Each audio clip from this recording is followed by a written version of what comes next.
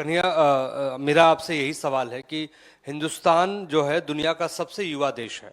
करीब 55% आबादी हिंदुस्तान के भीतर है, जो अच्छी बात है। लेकिन मौजूदा जो सूरत हाल के हिसाब से अगर देखा जाए तो किसानों की आत्महत्या से ज्यादा युवाओं की आत्महत्या हो रही है हिंदुस्तान में। ये कितना चिंताजनक है और क्या समाधान इसका हो सकता है? देखिए, ये बहुत ज़्यादा चिंताजनक है और इस विषय को लेकर के मेरे ख्याल से आप लोगों से हमारी कई बातचीत हुई है, कई प्रेस वार्ता में हमने इस इशू को रेज किया है।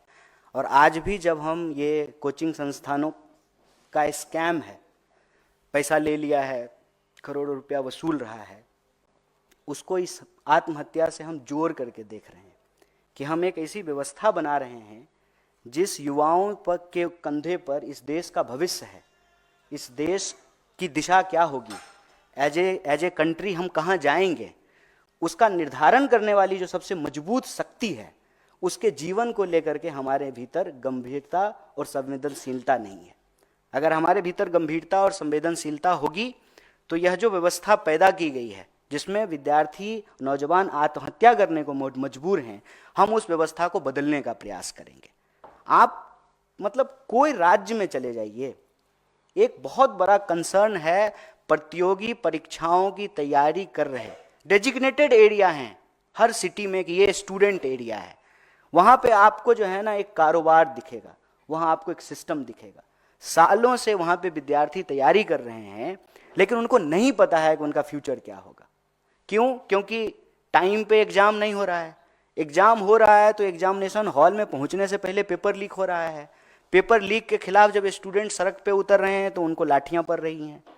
तो सरकार को इसकी रिस्पॉन्सिबिलिटी लेनी पड़ेगी कि आप कह रहे हैं कि हम दुनिया का सबसे विकसित देश बनेंगे, हम विश्व गुरु बनेंगे, तो हम दुनिया का सबसे विकसित देश और विश्व गुरु तो तभी बनेंगे ना कि जो हमारी सबसे बड़ी आबादी है युवाओं की, उसके लिए हम एक रचनात्मक प्रयास कर पाएंगे।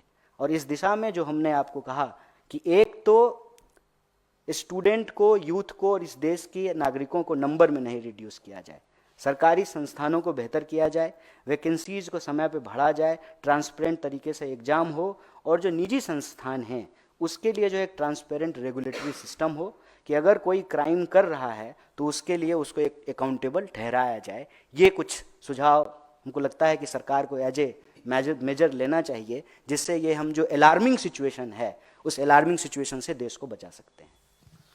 कन्हैया जी, उपराष्ट्रपति जगदीप धनखड़ ने कहा सीबीआई के डायरेक्टर या अन्य बड़े पदाधिकारियों के सिलेक्शन में चीफ जस्टिस ऑफ इंडिया कैसे हिस्सा ले सकते हैं? यह न्यायिक सक्रियता या अतिक्रमण के बीच पकड़ी रेखा है, इसका असर मोटा होगा। उसके साथ उन्होंने यह भी कहा कि जब यह नियम बना था तब सिस्टम ने घुटने टेके थे, अब समय इस नियम को बदलने का है। अब देखिए, ये सब बहुत बड़ा इशू है। हमारे पास एक बहुत ज़रूरी और गंभीर और संवेदनशील इशू है, तो मैं कोशिश करूँगा कि मैं उसी पे बात रखूँ। जगदीप धनखड़ साहब देश के उपराष्ट्रपति हैं, उनका घुटना ठीक रहे इस उम्र में, हमारी ये शुभकामनाएं हैं। बाकी मैं एक बात विनम्रता से आप लोगों को कहता हूँ कि न्यूज़ का मतलब नो न्यूज़ नहीं होता है। तमाम तरीके के डाइवर्जन, तमाम तरीके के स्टेटमेंट, इसने ये कह दिया, उसने वो कह दिया, उसमें मुझे लगता है कि देश का ज़रूरी मुद्दा कहीं ना कहीं छूट जा रहा है।